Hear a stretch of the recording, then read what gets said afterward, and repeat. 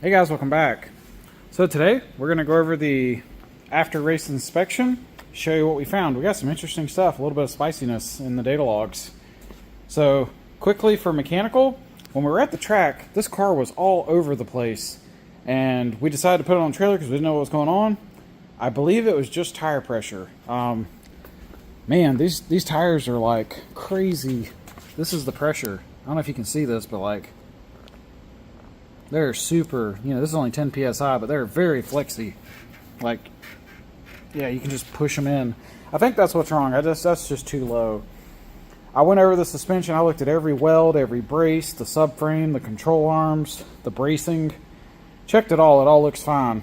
So I don't think anything broke unless it was like the diff or something. I mean, I guess I can make sure it drives both wheels, but I doubt that's what's wrong. So anyway, I think it was just low tire pressure. We had dropped the pressure. We were at 13 when we got there and it felt good. We went to 11 and it actually did feel a touch squirrely, but I thought I just hit like a patch of oil or something, so I dropped it to 10 and it was terrible. So it looks like we're going back to like 11 or 12 or 13, but not 10. Okay, mechanically we inspected everything. Got a couple quick things. So the transmission bolts, that cross member that we had, the blue Loctite, they backed out. Well, one of them backed out with the red Loctite. So we're going to wire those together. We got the wire. I just got to drill the bolts and we'll get those wired together. That will not fail, I don't think. So that'll fix that. The other one, I don't know if I can get it on camera, but somewhere up in there, yeah, right there. Don't know if I can get this on camera, but that bolt backed out. This is why you mark stuff. There you go. Yeah, you can see that backed out. So we're going to fix that. To be fair, those did not have any Loctite, so guess we're going to Loctite those. Not that big a deal, so we'll do that. So far, mechanically, that's all I found. Now, one thing we did run into at the track, this is a big deal. My catch can is like filling up. So I think I made like 4 passes and it had filled up before or got pretty damn full. This time I went to the track, I made 2 passes, and when I came back from the second pass, I was about to go race. And this whole area was like oily, and I was like, oh dear.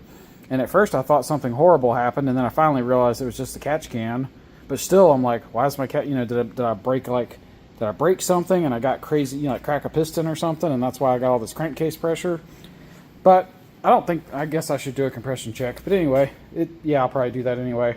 But it turns out the catch can was just full of oil.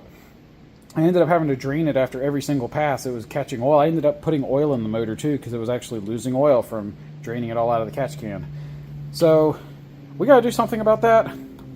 I think I know the solution is going to be really simple because this is the drain line for the turbo and that's the drain for the catch can. So I think I'm just going to like tee this crap in and let the catch can catch everything and then just drain it back to the pan.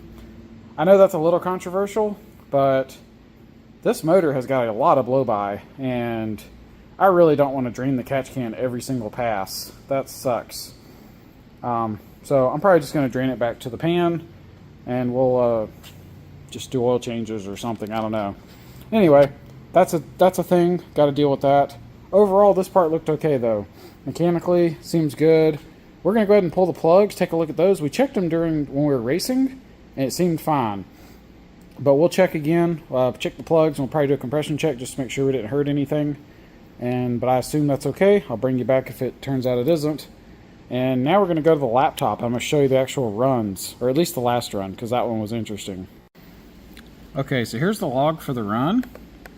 So this is that last pass. So you can see here, we floored it. It spools up. We came on the 2-step. You can actually hear that. And then right here, you'll see that red line. That's our ignition, spark advance. So that's where we launched. I know that because the timing gets pulled and it ramps the timing in. And you can see it actually works. It kind of like the RPMs kind of drop and come up, and we didn't spin. So that worked. But then you'll see here, I lifted. Not a lot, but I did lift because it felt really weird, really bad, like it was spinning or something. So I lifted, tried to go. As soon as I shifted, it got crazy, and I got back out, got back in. It still felt terrible. Got back out a lot. Got back in it, and I was going, and it was just horrible. And at this point, I was like, what the hell? So I totally get out of it again. Got back into it, have to spool the turbo back up. We're still in second gear, and this is me. I'm just trying to get the car to go straight, and it's just all over the place. And I get out one more time, and I gave it a little bit of gas, and it still didn't feel right. And at that point, I just gave up because, I mean, this was 1, 2, 3, 4, 5 times that I'd gotten lifted off the gas during a pass. So at this point, I just gave up and coasted through the light. So even coasting through, here we go. Yeah, so coasting through, look at that 60 foot was a 146. That was actually good. Our 330 was fast. We coasted through at a 617, but only 108 miles an hour because we kept lifting. So this was actually a good pass. If we had actually managed to stay in it, this would have been a 5-second pass. So this is one cool thing. My buddy had pointed it out, but check this out. This is our just a 0 to 60. So the car, 99 feet. We went from 0 to 60 miles an hour. Our 0 to 60 was 2.14 seconds. And that's a real 0 to 60. If you do the 1 foot rollout, it's actually below 2 seconds. 1.96. That's spicy. So you can tell this car's got some potential. We got to get some stuff straightened out. This oscillation, I don't know what this is about. I don't know if I assume this is real. Just my gut feeling says it probably really did do this up and down crap. I don't know, but we'll see. I got to think about this because it doesn't come right up. See how it sounds soft? It's like do do do do do. I think this is my launch control being too soft. If we go back, I'll show you. Go back to the log. That was this. So we ramped the timing in, do do do do do do do do, and it took a while during the run, and I think that's why you see this softness. Just a guess. I don't know. Maybe it isn't. I'm not really sure because that ramp took a while, and this really didn't take that long. But for whatever reason, maybe it's a little soft in the beginning. It could have like went quicker, but this bouncing crap, I don't know what that is. So I'm gonna look into it. I assume that's actually real. It probably really did do that. So if it really did, we should probably figure that out because all these spikes are, you know, my car going slower when it could have been going faster. But, yep, cool to have a draggy. Holy crap, though. 2.14 and a 1.96? That's, that's nuts. Okay, so another thing to note. So on this pass, right when we took off, the boost spiked. And this kind of freaked me out. So we actually went to like 31.8. So boost definitely spiked. Yeah, 31.9. But it quickly came back down, and then it stayed there for the rest of the pass. I thought I was having a boost control issue, but I figured out what happened. So the reason this spiked, I pulled a bunch of timing. So see how the timing here, it's like, if I get it right here where it starts, we have negative spark advance. And I did that on purpose. This is part of my launch control strategy. But essentially, this is just turning on anti-lag, and that's why the boost spiked. Does that make sense? Once that went away, like right here, the timing was flat, and from that point on, there's my boost, and it pretty much stayed 28 to 29, unless I lifted off the gas, of course, but other than that, it actually did hold boost. So, yeah, here's the end of the run. Looks like 28 pounds. Yeah, so, okay. Boost control actually worked. I thought there was something bad, but there isn't. So, what are the takeaways? It looks like we ran into a few things. So our tire pressure, 10 PSI for this setup is too low. So we're going to go back to like 12 or 13 probably. I don't know what that'll do for my 60 foot, but I don't think it's going to hurt. My research says that radials actually like high pressure. You just got to get your suspension and everything working. And I think the reason my car was going faster when I dropped the tire pressure is because all the other stuff's wrong. So I was leaning on the tires to like soak up a bunch of other problems.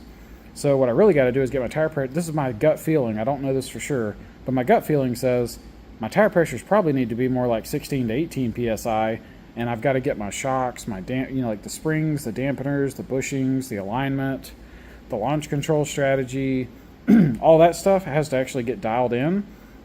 And when it is, you'll be able to just boom hit the tire with a bunch of power, and the car will kind of squat a little bit and set, and hopefully those bounces you see go away. And it'll just pull and rip. And when it does that, it'll actually go faster. So that's my gut feeling. Good news is we're going to have a future video coming up God, it's going to be so much work. But I bought spherical bearings for the car, and we're going to get those installed. I hope so. And that really, in theory, that should help with the suspension, because this car, I don't know if I'll get any video outside the car from the track. Hopefully I do, but I haven't got any. I got like one video so far, hoping someone emails me some videos. But even in previous videos, you can actually see that this thing like goes forward. So we got to deal with that. So hopefully we can get that figured out. That would be great. And that'll probably make a big difference in how fast the car is. So we're going to try to get that going. But yeah, anyway, that's how the car did. She performed pretty well. We're going to keep going over stuff, make sure it's all good, but I think we are. We're going to do that compression check and check our spark plugs one more time. Probably look down on the boards, make sure everything looks good. And if it all looks good, we're probably going to get going on the spherical bearings.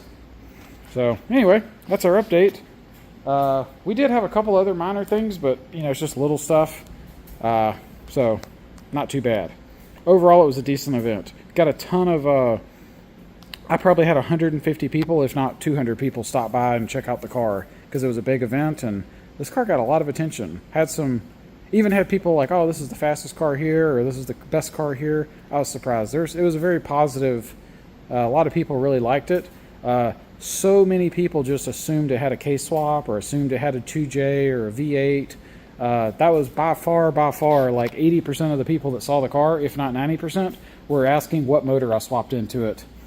So there was a lot of surprise and interest when people saw that it just had a BP engine still. Most people were nobody really expected it, so that was very positive. Okay, that's going to wrap this one up. Hope you guys enjoyed this, and until next time, y'all take it easy.